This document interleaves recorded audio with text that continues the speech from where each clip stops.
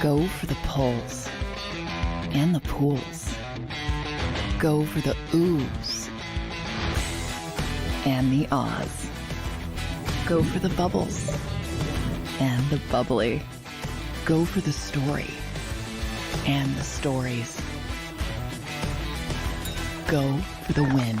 Go to Ocean Casino Resort. Book your trip at theoceanac.com.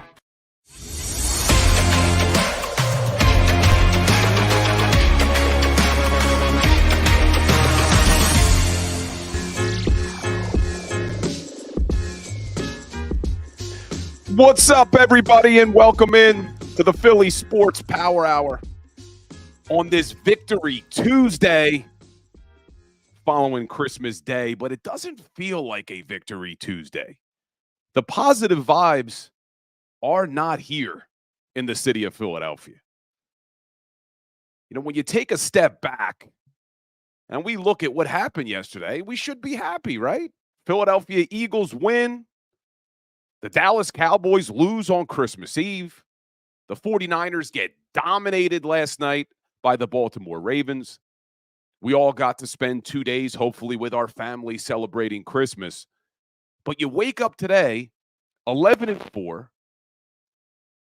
leading the NFC East, tied for the best record in the NFC. But there's no positive vibes. At least for me, there's not. And I want to hear from you guys in the chat. And I know some people were upset on the postgame show last night here in the chat that we weren't being more positive. And I want to be positive, guys. I want to be excited. It's Christmas spirit time. Eagles are 11-4. A win is a win. But when we take a step back and we look at this game, which we're going to do later on in the show, it is hard to be very positive about this team right now. We're continuing to see the same problems every single week. But I'm going to try to keep it positive. Let's start the show with a little positivity. First off, good morning to my Power Hour crew. I hope every one of you had a great Christmas with family. I'm still recovering, man, from all the food. So as you guys can probably tell from my last name, and if you follow the show, you know I'm Italian. And man, starts Christmas Eve with the 7 fishes, all that food, and the desserts. My God. My aunt works for Termini's, so we had so many Termini desserts. My cousin on Christmas Eve, she has a bakery over in Pittman, Sweet Crumbs Bakery, which is phenomenal. So all the cookies and the cupcakes. And then we wake up yesterday and we host Christmas Day, which is supposed to be a low-key, relaxed day for us after a big Christmas Eve. And my mother-in-law, future mother-in-law, makes gravy. We have meatballs. That's right, gravy, not sauce. Meatballs, sausage, stuffed shells, more desserts. Doesn't end, man. Doesn't end. So I'm trying to recover today, but we'll see because now we got all the leftovers. Because if you have ever eaten at an Italian family's house, there's always way more than you need. Always. My grandmom, there would be nothing worse than not having enough food. So there always is enough food for an army. So we have all the leftovers, the stuffed shells and the meatballs and the sausage, which I'm probably going to eat as soon as the power hour ends. But I hope everybody here had a great, great Christmas. We're live on YouTube. We're live on TikTok. And just a few housekeeping items before we jump in. There will be no power hour tomorrow or Thursday. So we're all taking some time off for the holiday. No power hour tomorrow, no power hour Thursday. I will be back for our Football Friday. But tonight, we're going to move the Legal Hands to the Face show up a little bit. Normally, we go 6:30 to 8. We're going to move it up. So we're going to do a quick Legal Hands to the Face show tonight, 6 to 7. So if you want more Bill Colarulo, tune in tonight, 6 to 7, and then I won't see you guys again until our Football Friday, a couple days off. But you could always check me out on Twitter, at Bill Colarulo, on Instagram, at Legal Hands to the Face, posting daily content there. All right, guys. Well, let's jump right in. And I see everybody checking in. Let me get a little roll call in the chat here from the Power Hour crew because I see a lot of you guys checking in. What do we got today? We got Mike Fittery in the house. More targets to Covey. We're going to talk about Britton Covey shortly. Ringo Island. Keeley is legit. Keeley looked good again yesterday. Jason A-Team checking in. Appreciate the kind words. NJ Fishing Maniac. I know probably ate too much on Christmas Eve. WCBJJ. Trey 979. Bobby Murphy. Wheels. Thunderbird. Steve Ike. See all you guys checking in. Apologize if I missed you in the chat, but let's jump in, guys. I appreciate you all being here. Let's keep engaging in that chat and appreciate all my TikTok crew joining the live feed. All right, so let's take a look. Philadelphia Eagles win that game 33-25 over the New York Giants, improving their record to 11-4. And like I said, this should have been a great couple days. Sitting down on Christmas Eve and watching the Dallas Cowboys lose to the Miami Dolphins on a last-second field goal. How sweet was that? And the Cowboys didn't play badly, but you could just see they are a different team on the road. We've talked about it on this show leading up to the Eagles at Cowboys, how good the Dallas Cowboys are at home. Different team on the road. They didn't play badly against the Dolphins, but they don't have that dominant offense, averaging 40 points a game at home. So they lose to the Miami Dolphins. Great news for the Philadelphia Eagles. And then the Eagles beat the Giants, and then we all sat down last night. And the 49ers are human. 49ers can be beat. And not only did the 49ers get beat last night, they get absolutely dominated by the Baltimore Ravens. And Brock Purdy throws 4 interceptions in that game. And that Ravens team looks tough, man. I just love that Ravens defense. They have so many playmakers. And watching that game, as exciting as it should have been for Eagles fans, was also frustrating because you saw what good linebacker play can look like for a defense. We've seen it with the 49ers, usually with Fred Warner, even though he didn't play badly last night, but the Ravens dominated. But you could see Patrick Queen on the Ravens. You see what they have at the safety position with Kyle Hamilton. Our back seven for the Philadelphia Eagles looks nothing like the back seven on the 49ers and the Ravens. And that's what's frustrating with this team. So we should feel great today. Eagles are now tied for the best record in the NFC. Have a game up on the Dallas Cowboys in the NFC East. Control their own destiny to winning the NFC East. All they got to do is beat the Arizona Cardinals and Jonathan Gannon, which we'll talk about later in the show. Beat that horrible JV Giants team again. And they're the NFC East winners. Now, I said a couple weeks on the show, a couple weeks ago, after the Dallas Cowboys loss, after they were dominated by Dallas, after they were dominated by San Francisco, that there were really 3 things that I needed to see the rest of the way. And at that point, there were 4 games left: Seattle, New York twice, and Arizona. And I said I wanted to see 3 things, and that I would even take 2 out of 3 to feel like this team had a shot to go back to a Super Bowl. And if you guys follow the show, you follow me, you know what those 3 things are, but I'll repeat them. So what I said 2 weeks ago was I wanted to see the Philadelphia Eagles offense dominate. Not only win games, but dominate. Look like the offense we saw last year. Be in sync, be in rhythm for 4 quarters. Not sure we've seen that yet. Not sure we've seen that yet at all. And we'll get into it on some of the problems I still have with the play calling. And I know some of you were here on the postgame show. I know some of you commented on JAKIB Sports Twitter because there was a video they posted of me talking about how they still ignore the run. And people, oh, they ran the ball 35 times. Well, I'm going to give you some stats shortly and some situational stats because I don't care about the final numbers showing that the Philadelphia Eagles ran the ball 35 times. I want to talk about situations in that Giants game where they again continue to ignore the run for extended periods of time. So I still don't think that this offense is clicking, and I don't think anyone would disagree with that. You heard Devontae Smith after the game talking about how he doesn't care that they have 11 wins, that things are not where they should be for where this team wants to go. And I know that a lot of you guys are diehard Eagles fans. So am I. I want to see this team win. I don't want to come on here after a win and not just be cheerleading how great this team is. But that's not the reality right now. So even though they won and they put up a lot of yards and they ran the ball 35 times and they put up 33 points and they do have 11 wins, if you look at this football team, specifically their offense, they have not been able to put together 4 strong quarters of football.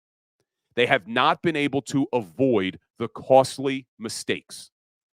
And you had another 2 turnovers last night. One of them led to 6 points the other way. Another one, you gave him the ball, on the 13? Now, that's not the offense. That's the special teams. But still, too many mistakes on the offense. Too many times do Brian Johnson and Nick Sirianni ignore the running game for long stretches. And we'll talk about that in a second. But that was one of the 3 things I wanted to see. I wanted to see that offense click. Well, that didn't happen. Now, I did say 2 weeks ago that I would take 2 out of 3. And fortunately, I think we have seen the other 2.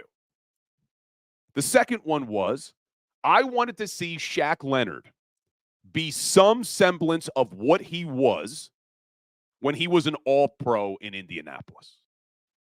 I wasn't expecting to see it, but I was hoping to see it. And I don't think we saw that against Seattle last week. I don't think Shaq Leonard played very well last week. Now, did it help going up against a Giants team that is a JV team? Sure it did. Did it help that the Giants started that game with Tommy Cutlets, who really should not be starting in an NFL football game? Sure it did. But did you see flashes from Shaq Leonard last night? You did. So I'm trying to be positive. Shaq Leonard made some plays last night.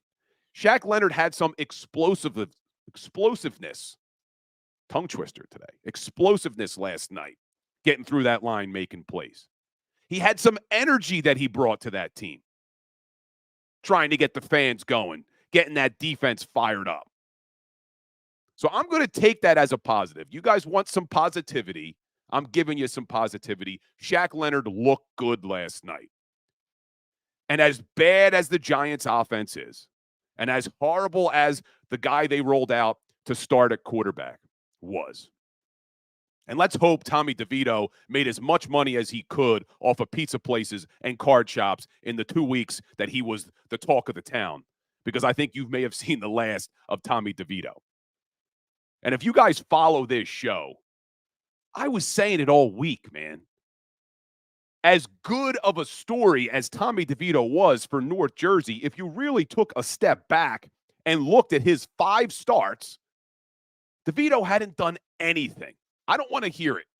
He had won 3 games in a row. In those 3 games, the defense forced 12 takeaways. He had only averaged more than 300 yards of total offense in 1 game through those 5 games. They had less than 200 yards twice in those 5 games. They were only putting up 17 points a game. Tommy DeVito stinks, okay? Sorry, I'm supposed to be positive. I'm supposed to be positive for this segment, so I apologize. So let's take the positive. Shaq Leonard played well last night. And really, if you want to take it a step further, the defense played pretty well last night. No Zach Cunningham, no Nicholas Morrow, no Darius Slay, no Avonte Maddox again, which they've been without pretty much the whole season. But I mention it because he may be making his way back. So if we want to keep it positive, can this defense get to where we want them to be? Because there is a very real possibility that by the time the playoffs get here, your secondary is going to include Darius Slay again, Avonte Maddox again, Keely Ringo, who looks like a kid who can absolutely ball out on game days. So is there room to be excited about this defense? And then in addition to that secondary, you get Zach Cunningham back. You get Nick Morrow back. You get Shaq Leonard making plays. Could that defense be something to get excited about? That was one of the things I needed to see. And even though they were going up against a bad offense, an awful offense, I also liked some of the creativity we saw from Matt Patricia last night. He did try some different things last night. Who expected to see Nolan Smith at the Mike linebacker? He came out in 5-man fronts. He came out in 4-man fronts. They went big nickel with 3 safeties. They went dime with 6 corners on the field. So I like the creativity. I like that they're trying things. So maybe, just maybe, guys, if you want some positivity, maybe this defense can start making some plays, especially if Avonte Maddox can come back and be who he was when he's healthy. Hasn't been healthy often, but when he is, one of the best slot corners in the NFL. Could go a long way to winning some playoff games with some of these wide receivers the Eagles would have to face coming out of the slot if they're going to try to get back to another Super Bowl. So if we're keeping track at home, I said 3 things I wanted to see. First one was offense dominate for 4 quarters. Haven't seen it. Second thing was I wanted to see Shaq Leonard be some semblance of who he was in Indianapolis and help that defense. Well, I think we saw that last night, and there's more reinforcements on the way on that defense. And if you really take a step back, they only gave up 10 points last night. The Eagles defense. You can't fault them for the turnover to start the second half, giving the Giants the ball at the 13. Or the pick 6 by Jalen Hurts the other way that results in 8 points because they go for 2. So really, they only put up 10 points against the Eagles defense last night. Okay, positivity. And then the third thing I wanted to see, if you guys were paying attention 2 weeks ago, was I wanted to see the San Francisco 49ers stumble down the stretch. I wanted the 49ers to show us that they were, in fact, human, that they could be beaten. And I know they got beat by a really good Ravens team last night, but they looked real human last night, didn't they? Brock Purdy looked real human last night, throwing 4 interceptions. So I told you guys I would take 2 out of 3, and I think we've gotten 2 out of 3. And we still have 2 games left for this Philadelphia Eagles offense to show us that they can dominate games for 4 quarters. Still haven't seen it. But let's jump in to that game a little bit. And we'll take a look around the NFL as well, because it was a pretty crazy weekend in the NFL. So much parity in the NFL. You hear that all the time, but there really is this season. Never expected to see some of the games go the way they did. And this is why I don't bet, man. This is why I don't bet, because you never know what the hell's going to happen in this league. But let's take a look at that game. First half was great. So we did, if you guys follow the JAKIB Sports game day shows, we usually do them down at the Ocean Casino. But because of the holiday, we did them remotely. So I was here, I was home, had my whole family here. We're eating stuffed shells and meatballs. And we're watching the game together. And it was, man, this is going to be easy. Eagles are doing what they should do to this bad Giants team. First half, 20-3. 212 yards to 101 yards. And that Philadelphia Eagles defense that has been so bad on third down, being the worst defense in the league on third down, held the Giants to 1 of 8 on third down in the first half for only 12.5%. And there were even some great play designs on offense. And I want to talk about yards after catch in a second. And that's been a big change from last year's offense to this year's offense. But you even saw some great play designs getting the ball in the hands of the playmakers in space, allowing them to pick up that yak, the yards after catch. Devontae Smith's 36-yard touchdown wasn't a deep ball. Was a nice crossing route, hit him in stride in space. He had, I think, 22 yards after catch on that play. So you saw some good play designs. You saw the defense dominating. You even saw Britton Covey with a big return in that game. And Covey is turning into a really good punt returner. And I like to pat myself on the back when I have an opportunity because there's not always those opportunities. If you guys follow me, I was saying on Instagram all summer that people needed to give Britton Covey an opportunity, that if you looked at his numbers at the end of last season, he was near the top of the league in punt returns. You could see the potential with this kid. And I'm glad the Eagles stuck with him because two really good returns. The first one, obviously, over 50-yard return, but I loved his confidence getting that bouncing ball. How many times have you seen a punt returner let that ball continue to roll? Big play by Covey. Big play. And I see you guys in the chat. Adams exploits. Covey might make the Pro Bowl. I said that last night to my family who was here. I said, Covey's going to make the Pro Bowl for the NFC as a returner. But yeah, you're not always right, Adam, but I was right on this one. So I'm going to give myself some credit because it's hard to be right sometimes in this league, but I was right on that one. But that's kind of where the positives ended for that first half. Because then you look, and I talked about how this offense continues to be sloppy. It started right before half. The sloppy play started right before half. 18 seconds left. No timeouts. Jalen Hurts runs right. Clear, open space to run right out of bounds to give your team an opportunity to kick a last-second field goal. And Jalen Hurts cuts it inside? What the hell was Hurts thinking on that play? I have no idea what could have been going through Jalen Hurts' mind on that play.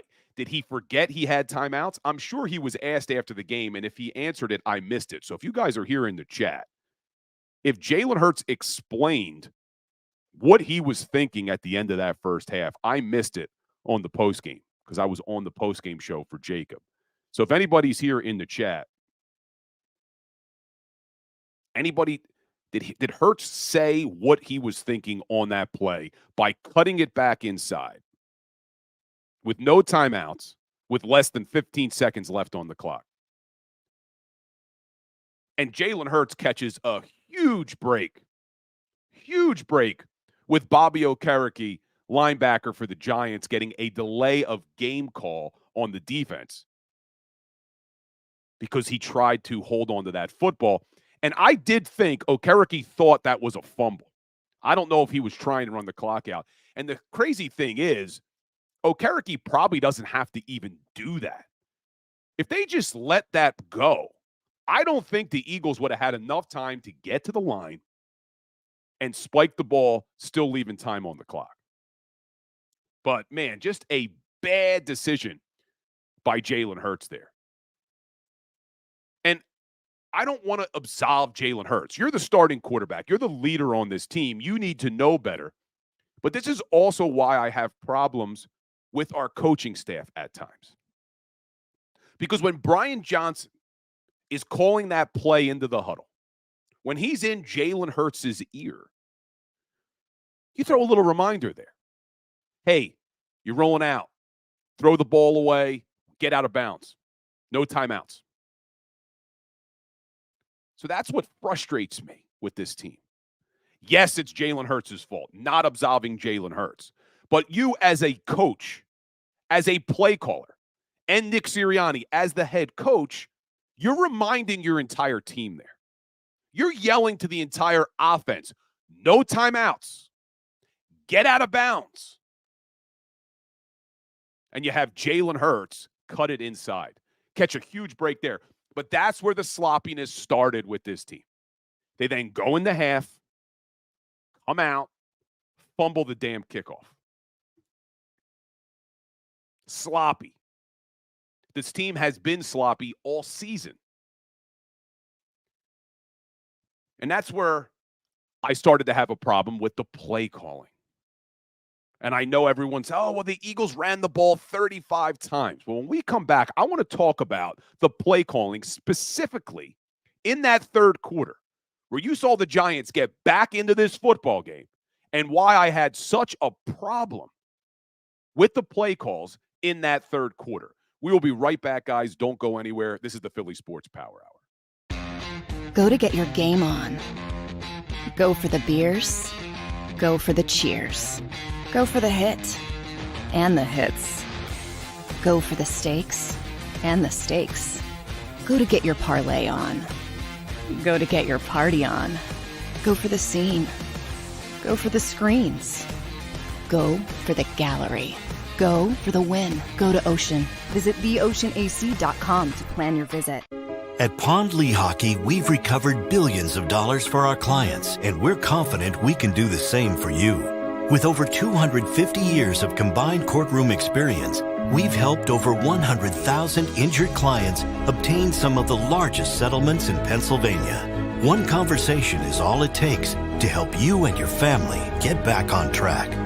If you've been injured in an accident, give Pond Lehocky a call. They're carving them up and good play calling along the way. First and goal at the 6.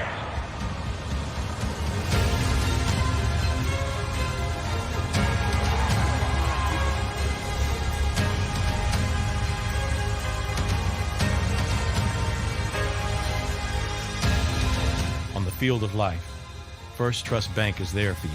Champions on 3. 1, 2, 3. Because Philadelphia dreams deserve a Philadelphia bank.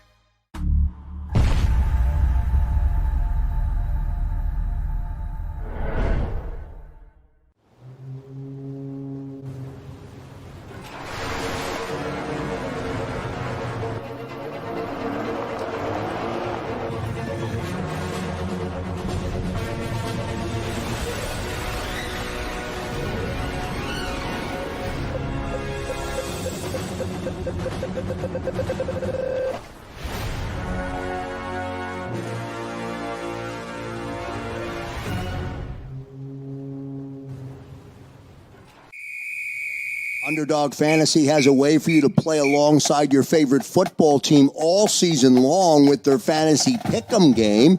You pick between 2 to 5 players, select whether they'll go higher or lower on one of their stats, then do what you usually do on a Sunday, watch the games. You can win up to 20 times your money in a single game by going 5 for 5. It's a fantasy game, and the Sports Betting Show wants you to get involved. Go to UnderdogFantasy.com. When you sign up, use the promo code WIN, and Underdog will double your first deposit up to $100. That's UnderdogFantasy.com. Use the promo code WIN. Do you stream on a Roku, Fire Stick, Google TV, or Apple TV? Now you can watch 6ABC 24/7 with the 6ABC Philadelphia streaming app. And the big story on Action News? Search 6ABC Philadelphia and start streaming today. EAGLES. Eagles.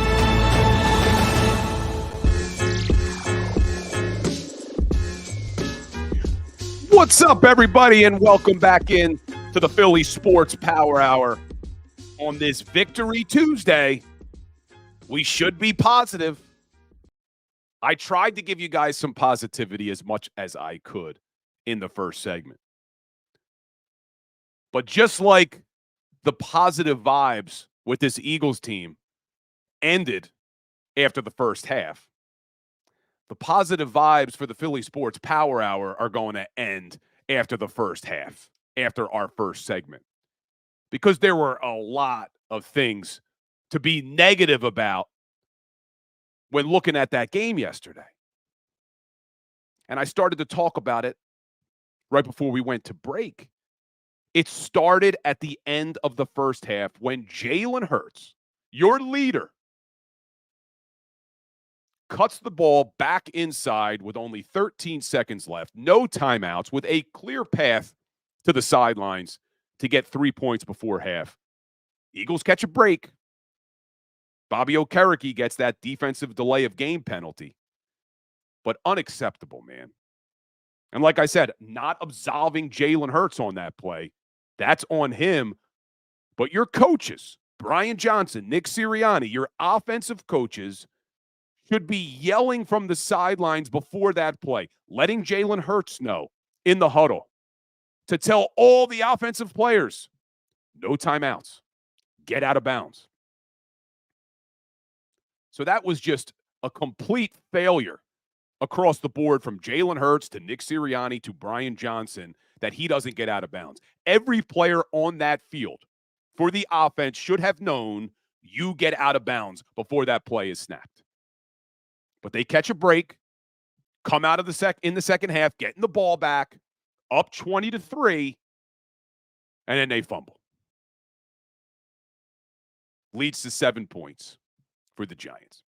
And this is where I started to have problems with the play calling again. As good as it was in the first half, and if I'm going to nitpick, which I guess we're here to do, if I'm going to nitpick, I didn't like in the first half that your leading ball carrier was Jalen Hurts. Jalen Hurts had 6 carries in the first half. DeAndre Swift had 5. I'm so sick of seeing that. I'm so sick of us not getting our running backs involved earlier in games. This offense, their identity should be a balanced attack. This offense's identity should be a team that can run the football at will. A team that establishes the run and then starts to throw off of the run, not the other way around. And I know that's their philosophy. I know they want to go for the big play all the time. I know that's what Jeffrey Lurie wants and Howie Roseman wants and Nick Sirianni wants. I don't care what you want. I want to win football games. And the way for this team to win football games is to be balanced on offense, to establish the run, and then throw the ball off of it. When you made the Super Bowl last year, you were a top 5 rushing offense. When you won the Super Bowl in 2017, you were a top 5 rushing offense. Get back to it. It took 70,000 fans last night screaming to run the football in unison for them finally to get back to it. And this is what I'm talking about, because I've had people commenting on my Twitter and my Instagram, what else do you want? They ran the ball 35 times. Well, listen to this, and this is what I'm talking about. Eagles come out of the second half. Fumble leads to a Giants touchdown. They get the ball back. They then go 3 and out. Giants get the ball. Defense does its job, forcing a punt. Philadelphia Eagles, with the score 20-10, get the ball at their own 6-yard line with 7 minutes left in the third quarter. They start to go on a great balanced drive. 8 plays. They go from the 6-yard line to the Giants' 47-yard line in 8 plays. 4 runs, 4 passes. Perfect balance. So what do you think Brian Johnson and Nick Sirianni decide to do once they get to the 47-yard line after a perfect 4-4 balanced attack? They call not 1, not 2, not 3, not 4, not 5, not 6, 7 straight pass plays. 7 freaking straight pass plays. And guess what happens? A pick six the other way for a touchdown. Why this team refuses to see what their identity should be blows my mind. 7 straight pass plays after a perfect 4-for-4 balanced attack gets you 50 yards down the field from the 6 to the Giants' 47. Now you're looking at a 20-18 ball game. I just don't understand it. And then when 70,000 fans are chanting, run the ball in unison, Brian Johnson and Nick Sirianni finally decide to run the ball. And really, you look at it after that, I'm actually giving the coaching staff a little bit more credit than they deserve, because after they go 7 straight pass plays, which leads to a pick six the other way, Eagles offense gets the ball back. And they throw the ball 3 straight times. 3 straight. So now you're looking at 10 in a row. It's 3rd and 20 because the Eagles had a penalty on one of those pass calls. 3rd and 20. And thank God Jalen Hurts has the play of the game on that 3rd and 20. On that pass to A.J. Brown, that 32-yard pass to the right sideline where he dropped in a perfect dime to A.J. Brown. That's the play of the game. Because if the Philadelphia Eagles don't convert on that 3rd and 20 and they give the ball back to the Giants with all the momentum in a 2018 game, who knows what could have happened? So all the people who were commenting on my Instagram, who are tweeting at me, what else do you want? They ran the ball 35 times. What I want is not 10 straight damn pass plays after you had a balanced attack and you're methodically moving the ball down the field. And then finally, after 10 straight pass plays, Eagles realized we need to run the ball. The next 4 plays, 3 of them were runs, touchdown. Next drive, 4 out of 6 plays were runs, leads to a field goal. Next drive after that, 7 out of 8 plays were runs. They took 4 minutes and 12 seconds off the clock when there was only about 5:30 left when they got the football. That needs to be this team's identity. I don't care what Nick Sirianni's philosophy is about how you win football games in this league. The way this team should win football games is with a balanced attack.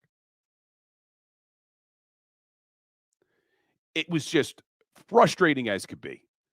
Frustrating as could be that it takes the fans to chant, run the football for them to do it. Now, I will give them credit. Let's talk about some positives again. When they did run the football, it was extremely effective. 35 runs, 170 yards for an average yards per carry of 4.9. That's going to win you a lot of games in this league. DeAndre Swift, 20 carries, 10 of them in the fourth quarter. 92 yards, 4.6 yards per carry. Kenny Gainwell, when they got him involved, 6 carries, 41 yards, 6.8 yards per carry. This team needs to rely on the run more often. And when I say the run, I'm not talking about Jalen Hurts. I don't want Jalen Hurts to be your leading ball carrier every damn half. So even though I was happy with the first half, Jalen Hurts should not have had more carries than every one of your running backs. Lean on the run. Lean on DeAndre Swift. Mix in Kenny Gainwell. You have a great offensive line. Let them dominate. Let them establish the run earlier. And then you want these explosive plays you keep talking about. It's a lot easier when you force teams to worry about the run, when you force teams to have to creep down towards the line of scrimmage, when you get those linebackers and those safeties peeking in the backfield because you've dominated them in the running game. That allows you to run that play action and take the shot over the top. But establish the run earlier. Make teams fear the run, and then you will get your explosive plays. Frustrating as hell, man. But I want to be positive, guys. I keep going back to that I want to be positive because, yes, they are 11-4. Yes, we are excited that they are now in the driver's seat for the NFC East. But I'm sure you would all agree with me. The goal this season wasn't to win the NFC East. The goal this season wasn't to just make the playoffs. This season would not be considered a success if they didn't get back to a Super Bowl. And I know we're asking a lot. The Super Bowl hangover is a real thing. If you follow the show, I talked about it last week. We were all worried about the Super Bowl hangover all offseason. And they started to win games in the beginning of the year, and we kind of ignored it. But you look at this team, and yes, they're trying to do something that is very difficult. We know only 8 teams ever have gone back to a Super Bowl after losing it. 8 teams. Only 3 have ever won a Super Bowl after losing it. And I said this last week on the show, you're talking about legendary coaches who have been able to accomplish that feat. 1971, Tom Landry. 1972, Don Shula. 2018, Bill Belichick. So this wasn't going to be easy. And I see people in the chat saying 11-4. Oh, yeah, the hangover is terrible. I see you, Steve. But think about this. 70%, 40 out of 57 Super Bowl losers have made the playoffs. The Super Bowl hangover isn't you're not going to make the playoffs. The Super Bowl hangover is it's really damn hard to get back to a Super Bowl. So if we're happy that they're 11-4 and they simply make the playoffs, then congratulations. It was a great season. But for me, that's not where I put the bar of a successful season. They need to get back to a Super Bowl. And trust me, and I see you guys in the chat, I'm not making excuses for this team.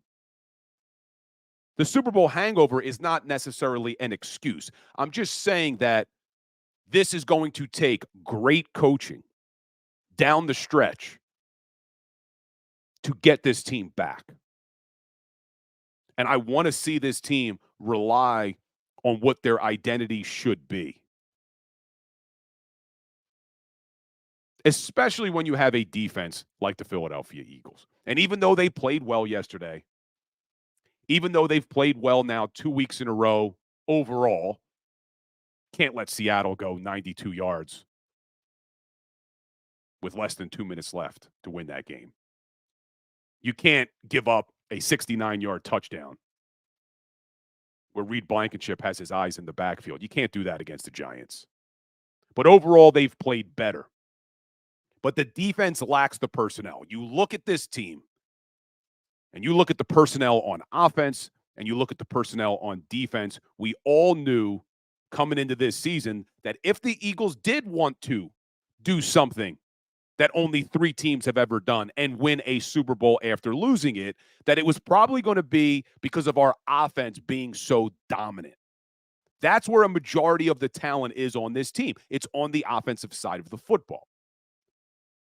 So that's why when I talk about the identity of this football team being a balanced, methodical attack, not only is that what the offense has been good at this season, think about what that does for a defense that lacks personnel. It keeps that defense on the sidelines.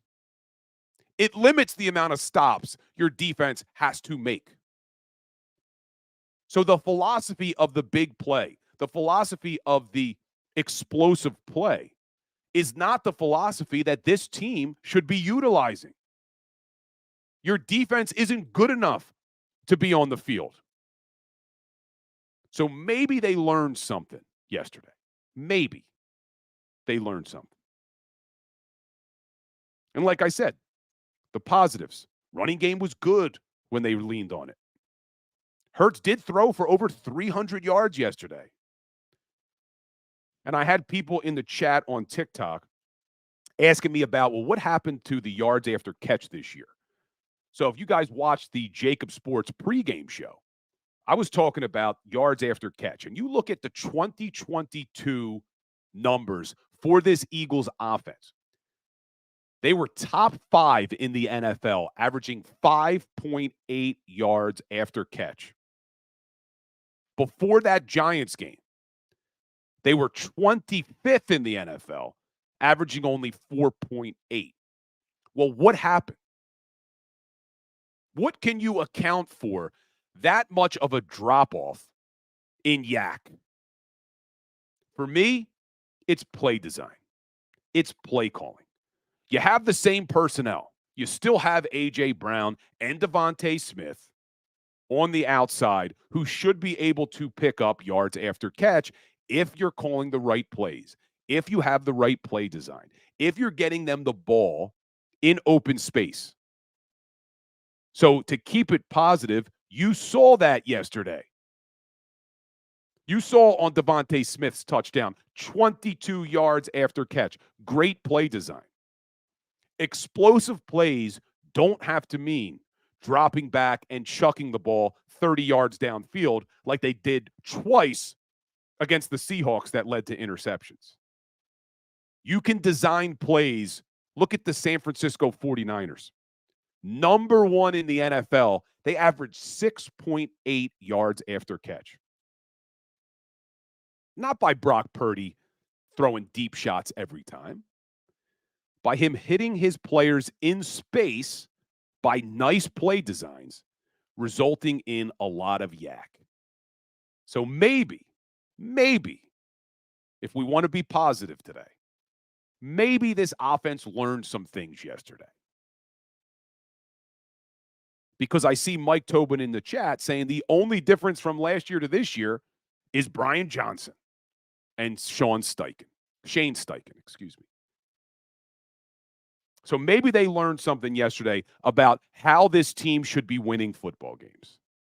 A balanced rushing attack, establish the run so you can throw off of the run. And these explosive plays that they want don't have to be 30, 40 yards down the damn field. The play designs and the route concepts should create your playmakers to get the ball in open space to pick up yards after catch. So we'll see what happens the rest of the way out, because now it's going to be interesting. Now it's going to be interesting with the 49ers losing to the Ravens, with the Detroit Lions winning again. Things are interesting at the top of the NFC. You got the 49ers at 11-4, the Detroit Lions at 11-4, and the Philadelphia Eagles at 11-4. We know if the Eagles beat the Cardinals and the Giants, they win the NFC East. But do they get the 1 seed, the 2 seed, or the 3 seed? And all of those are still up for grabs. It kills me that the Philadelphia Eagles blew that game last week to the Seattle Seahawks. Because if the Philadelphia Eagles don't let Drew Lock go 92 damn yards, you're sitting at the top of the NFC right now. And all you'd have to do is win 2 games, and you're getting a first-round bye, and you're hosting every game in the NFC. But because they blew that game to Seattle, if they end the season tied with the San Francisco 49ers, they would lose the tiebreaker because they lost the head-to-head. So the San Francisco 49ers are at Washington this week after getting blown out by the Ravens.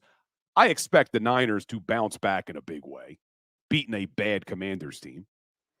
The only shot we have that the 49ers could lose another game would be the last game of the season. They are home against the Rams, and that game is going to matter for this Los Angeles Rams team. And the Rams are playing well.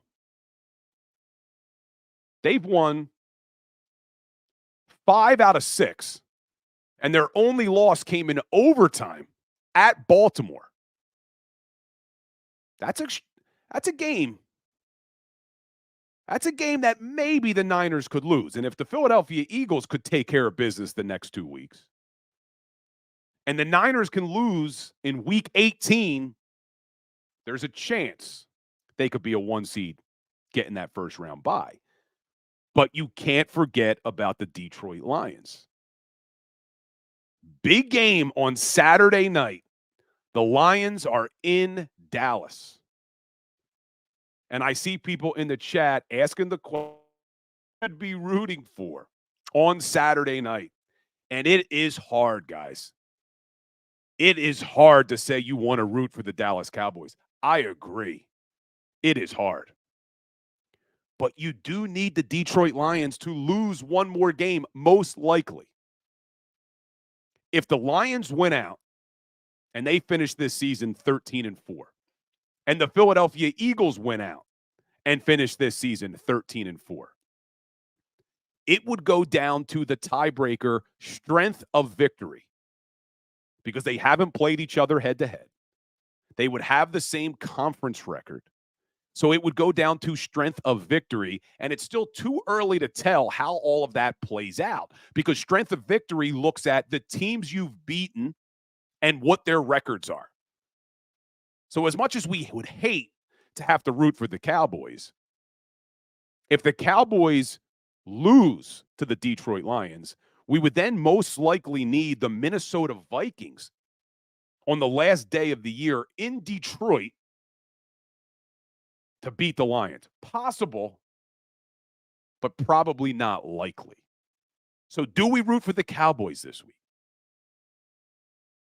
I don't know. Technically, yes, we should. But, man, it is hard to root for the Dallas Cowboys. But I will say, whether I'm rooting for the Cowboys or not, I do think the Dallas Cowboys win that game. They are a different team at home. They're averaging almost 40 points a game. And the Detroit Lions, as nice of a story as they are, winning the NFC North for the first time in a long time, they have some weaknesses on that team.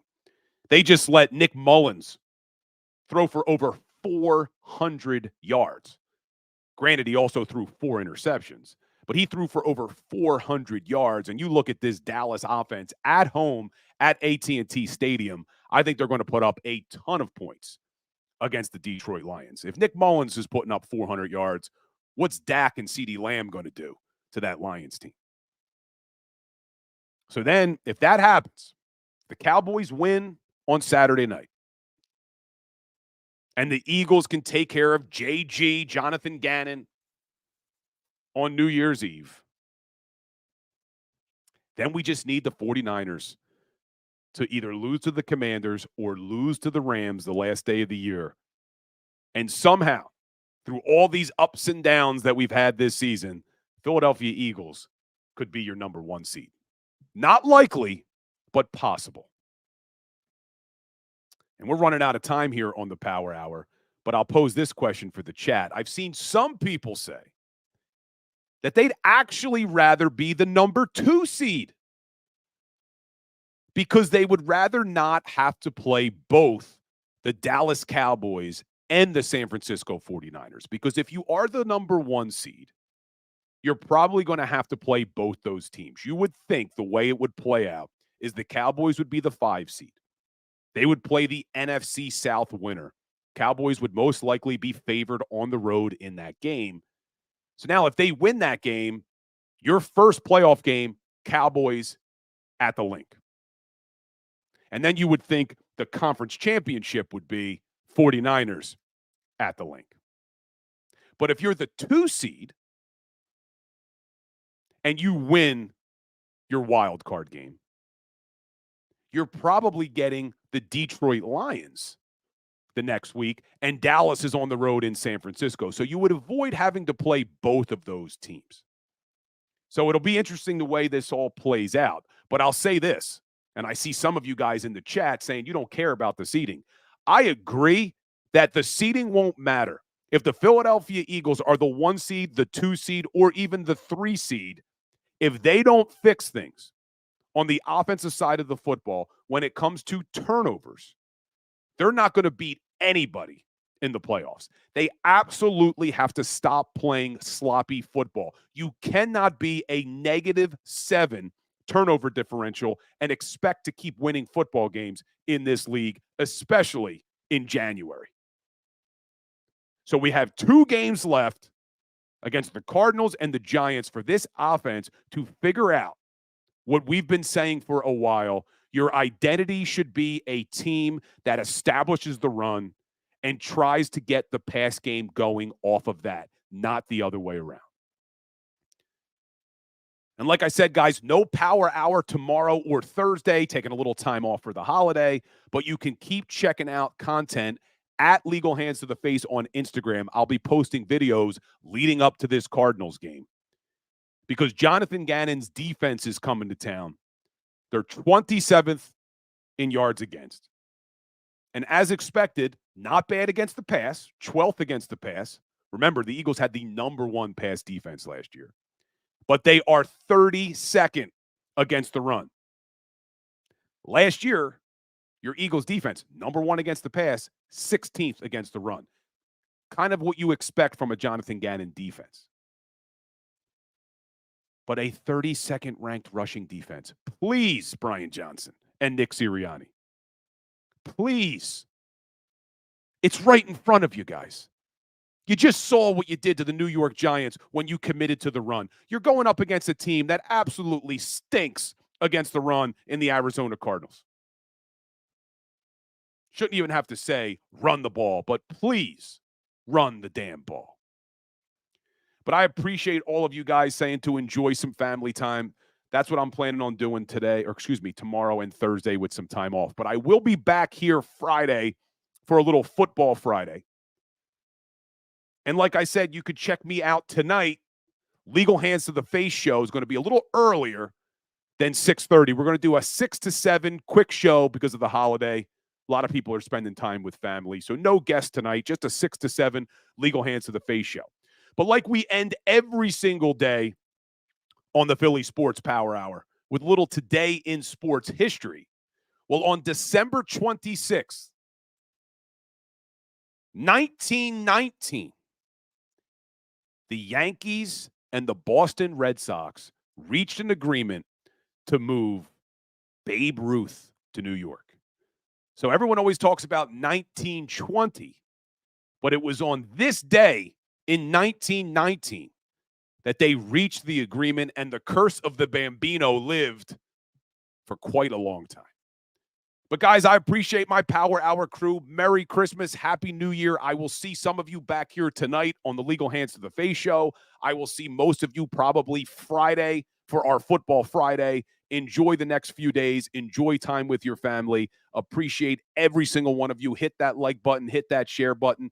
Follow me on all social media. Engage, comment, send me messages about things you want to talk about. And as always, guys, go Birds. Go for the polls and the pools. Go for the oohs and the ahs. Go for the bubbles and the bubbly. Go for the story and the stories. Go for the win. Go to Ocean Casino Resort. Book your trip at theoceanac.com.